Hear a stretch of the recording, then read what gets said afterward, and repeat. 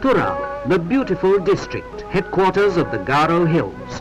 The new state of Meghalaya holds its first Legislative Assembly meeting here.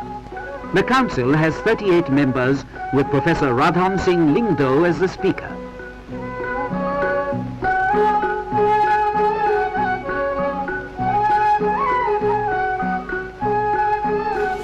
On 15 December 1969, the Union government announced the Assam Reorganization Meghalaya Bill that gave the hill state full statehood. In 1971, the Northeast Reorganization Act came into fruition, whereby Meghalaya became a full-fledged state. It received the assent of the President on the 30th December 1971. A hill state called Meghalaya was born. Inaugurated on 21st January 1972 by Mrs. Indira Gandhi, Meghalaya was now free to chart its own independent course within the Indian Union.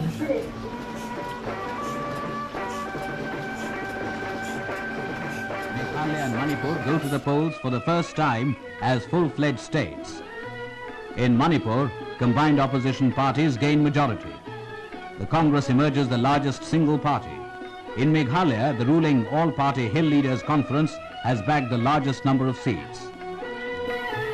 So how do we narrate the story of Meghalaya? Once again elects Captain.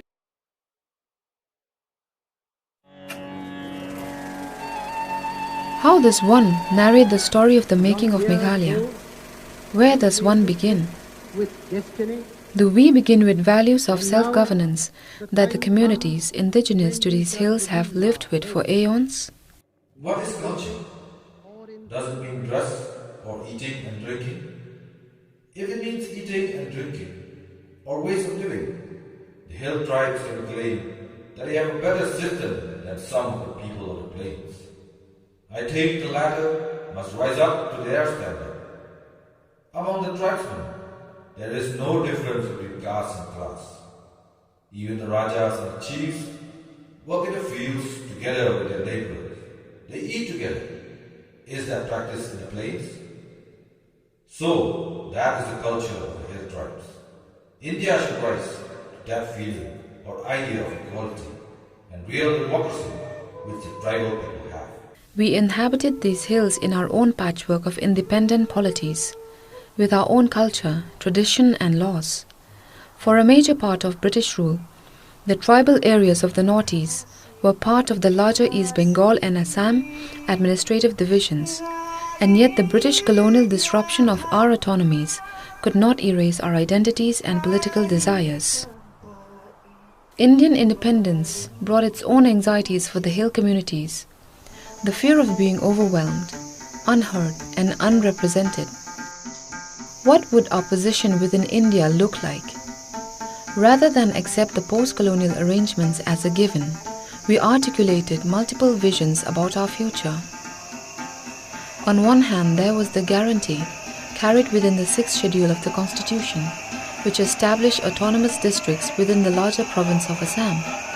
On the other hand, a separate hill state. The debates were fiercely and democratically articulated. Protests, argumentation, newer organizations, newer visions. Captain W.A. Sangma convened a meeting at Shillong in June 1954 and gave a rousing speech. Abrini adoko Jongdongpa tribal zatrangna wamangni dengtaman cagpa zat onganiko kusiko arudak beorangko repengani aru chelcakani mamung chorang dongza warangko mangrakir pengna nang nekanian tribal mande sakantini kaok senionga uniman mekangchina kenchakani genang yako na mereki uyoba jengni asamis jong adarang antangtangni gisikko dengtangatna manjaude hill state ko rakke dabinagre kapen choldongja maina uachisan mangmang jengat jengni tribal onganiko kusikko arudak beorangko depengna mangen. But why demand a state? Why carve out the hills from Assam? If you ask the indigenous leaders, they would have said, for the protection of land, identity and history. They saw the larger cultural community trying to impose Assamese as an official language on the tribal areas in 1960. they found an inequitable distribution of development and already a disregard for traditional land use and customs. It seemed that people who were larger in numbers could ignore the numerically small. Maybe the story can be about the newer alliances which came into being against the hegemonic Assamese language bill. These alliances demanded the reorganization of Assam in a way that allows tribal people to gain control over their resources and land. They began with the usual democratic tools of memorandums and meetings with the central government. But finding apathy in Delhi, the APHLC began the non-violent direct action, whose volunteers were responsible for organizing non-violent protests that took place outside the Assam Secretariat in Shillong and other places as well. Singing their songs and vocalizing their slogans of a hill state, this people's movement was historic, highly popular and peaceful.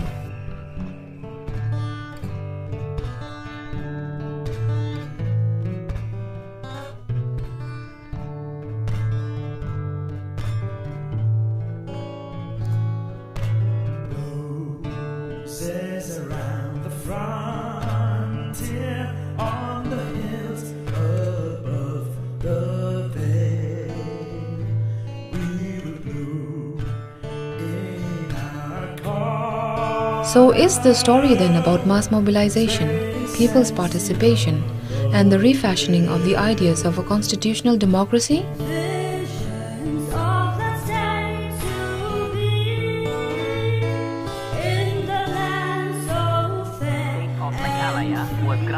This people's struggle tasted its first real victory. On the morning of 11 September 1968, the Union government announced the creation of an autonomous state for the hill areas. 100,000 people come to the inaugural celebrations of the new state. The governor, B.K. Nehru, told the State Legislative Assembly, "Seldom have such far-reaching constitutional changes been brought about with so much goodwill and understanding."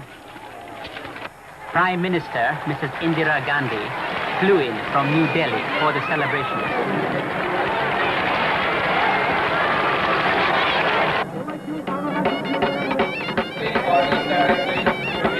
Captain Williamson Sangma, the Chief Minister of Meghalaya, gives the inaugural address.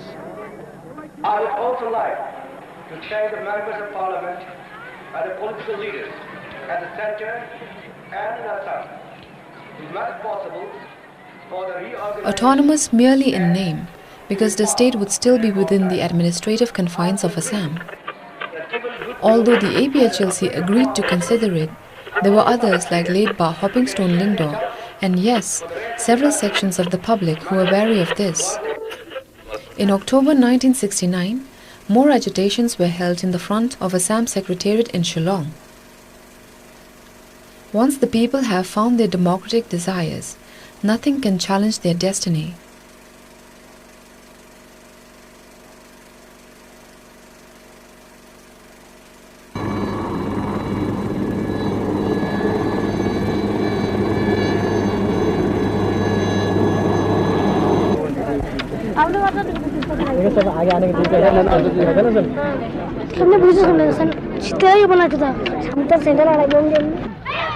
Meghalaya!